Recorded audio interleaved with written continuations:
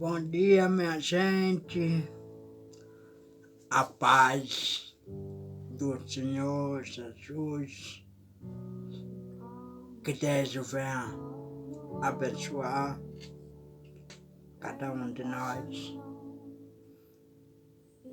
E hoje vim trazer uma palavra.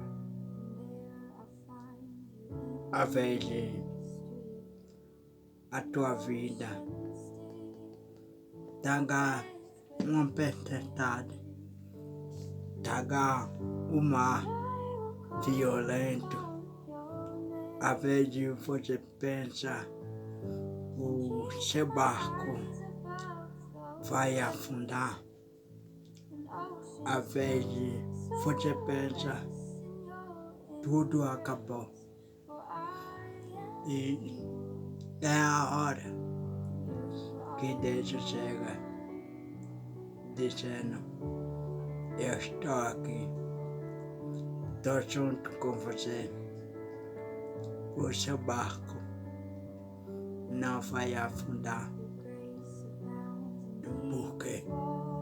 Porque o Senhor tem o controle de tudo. O controle está na mão dele. O seu barco jamais vai afundar.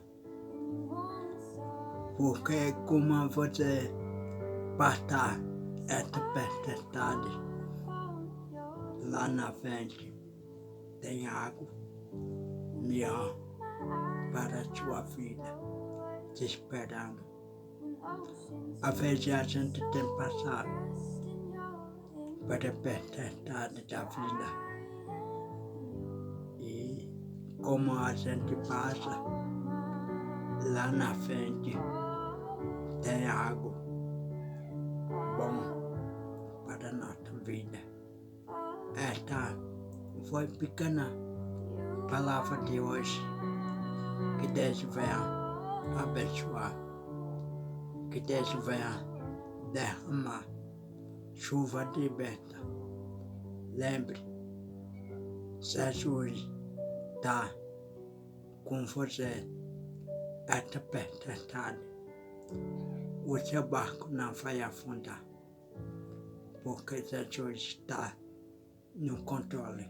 Que Deus venha cada dia abençoar sua vida, abençoar sua casa, sua família.